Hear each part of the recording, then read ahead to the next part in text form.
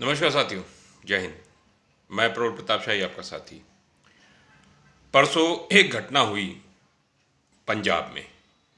पंजाब में एक भीड़ आती है और अमृतसर के एक थाने पे जाकर उसका घेराव करती है और उसको लीड करता है। एक लीडर है अमृतपाल, उस भीड़ का नेता होता है अमृतपाल सिंह, और वह अपने साथी लवप्रीत सिंह उस तूफान सिंह को छुड़वाने की बात करता है। और वो भीड़ नारा लगाती खालिस्तान जिंदाबाद का, और पुलिस वालों के ऊपर हमला भी करती। 6-7 पुलिस वाले घायल भी हो जाते हैं। पुलिस वालों की तारीफ करनी चाहिए, पुलिस वाले कुछ भी ऐसी चीज़ नहीं करते हैं जिसके कारण उस भीड़ को मौका मिले और भी हिंसा करने के लिए, क्योंकि भीड़ के साथ गुरु ग्रंथ साहब का कहें एक रथ लेकर लोग चल रहे थे, जिसमें गुरु ग्रंथ साहब भी उसमें रखा गया था। तो पुलिस वालों ने उसकी इज्जत की। लेकिन ये घटनाएं एकाएक बढ़ी क्यों? अमृतपाल सिंह 6-7 महीने पहले दुबई से आता है। और ये अमृतपाल सिंह कौन है? अमृतपाल सिंह दीप सिद्धू का साथी है। वही दीप सिद्धू जिसने किसान आंदोलन को बदनाम करने की कोशिश की थी और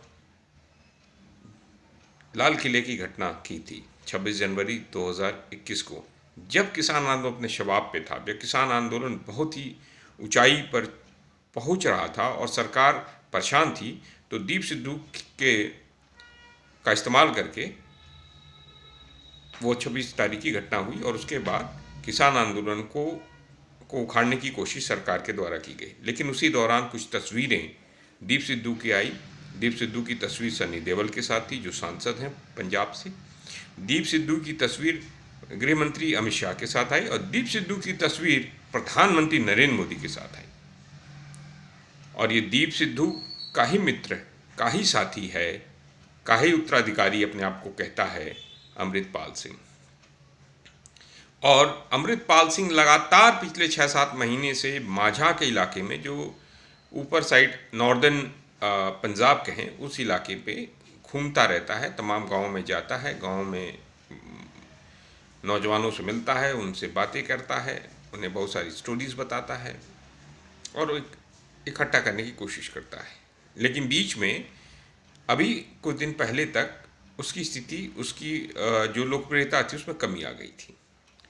एकाएक फिर से ये सब कोशिशें करके उसने अपनी लोकप्रियता को फिर से बढ़ाया। एकाएक सारी मीडिया अट्रैक्शन, बहुत सारी चीज़ें उसके प्रति हुई। लेकिन सवाल यह है कि नरेंद्र मोदी की नीति, जो सरकार है, वह चुप क्यों है? उसका एक वीडियो भी आया अमृतपाल का, जिसमें वो धमकाता है गृह मंत्री को। वही भारतीय जनता पार्टी जिसमें गौतम दास कहने पर, स्लिप ऑफ टंग होने पर पवन खेड़ा को जहाज से उतार दिया जाता और आसाम की पुलिस गिरफ्तार करने चली आती है, हेमंत बिश्व शर्मा शांत क्यों है? सवाल नंबर 1। एनआईए शांत क्यों है? सवाल नंबर 2। ये सोचिए, ये सोचने की बात है। और उसके अलावा जो हम पहले से कहते थे कि अरविंद केजरीवाल और आम आदमी पार्टी खालिस्तानी एलिमेंट्स का सपोर्ट ले रही है चुनाव के दौरान और उसके एजेंडे पे चलेगी उसके चुनाव के बाद, वो भी अमृतपाल के विषय पर शांत रहती है। एक कप्पन जो जर्नलिस्ट है वो हाथरस पहुंचता है, हाथरस पहुंचने से पहले भी वो पहुंचता भी नहीं है, उसको गिरफ्तार कर लिया है, उसके ऊपर यूएपीए लगा दिया जाता है और उसको कहा जाता है कि तुम देश के लिए बहुत खतरा हो, शांति के लिए खतरा हो। और अमृतपाल को दुबई से बुलाकर यहाँ पे रखा जाता है, वो आता है और उसके बाद घूमता है। आखिर क्यों? इसके पीछे कारण है, इसके पीछे सबसे बड़ा कारण है किसान आंदोलन को कमज़ोर करना। जैसे मैंने पहले बोला कि दीप सिद्धू का इस्तेमाल करके जब किसान आंदोलन अपने शबाब पे था तो किसान आंदोलन को परेशान किया, किसान आंदोलन को उखाड़ने की कोशिश। 28 जनवरी को मैं था गाजीपुर बॉर्डर पे और किस तरीके से मार्च कराकर किसान आंदोलन को ख़त्म करने की कोशिश की गई। उसके बाद सिंघू बॉर्डर, टीकरी बॉर्डर पर हमले किए गए। वो तो किसान आंदोलन में बैठे हुए किसानों के संयम संयम था कि किसान आंदोलन चलता रहा। और मैं तो संयुक्त किसान मोर्चा का सदस्य रहा हूँ। एक भी पंजाब से जो साथी आया है उसने कभी भी खालिस्तान जैसे मुद्दों का समर्थन नहीं किया है। वो अपने खेती किसानी के मुद्दों को, अपने पानी के मुद्दों को बातें करते हैं, बाकी अन्य किसी मुद्दे पे बात नहीं होती।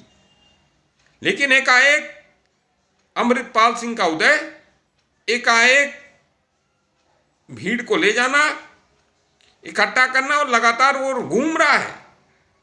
वो अमृतपाल सिंह घूम रहा है फ्री पूरे पंजाब में।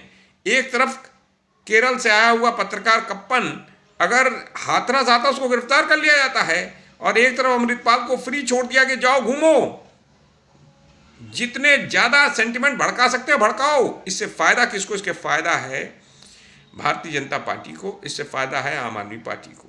आम आदमी पार्टी और Bharatiya Janata party national level पर, और आम आदमी पार्टी पंजाब लेवल पर किसान आंदोलनों से परेशान है, क्योंकि वहां 52 से ज्यादा जत्थेबंदियां, किसानों की जत्थेबंदियां हैं जो लगातार अपने मुद्दों को लेकर लड़ती रहती हैं। अभी बीच में जीरा में, वहां पर फिरोजपुर में एक शराब की कंपनी के खिलाफ भी आंदोलन हुआ, और वहां पर भी किसानों को जीत मिली और सरकार को बैकफुट पे आना पड़ा। सरकार परेशान है।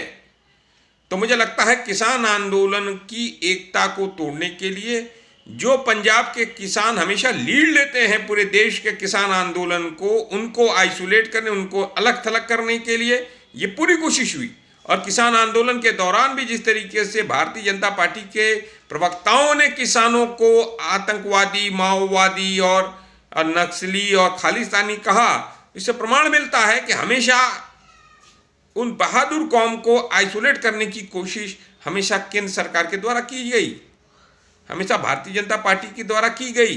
किस तरीके से इनको जो है हटा दिया जाए किसान आंदोलन से, और किसान आंदोलन फिर नए तरीके से कोशिश कर रहा है फिर से उठने के लिए। एमएसपी गारंटी कानून को लेकर और अन्य मुद्दों को लेकर सरकार घबराई हुई है।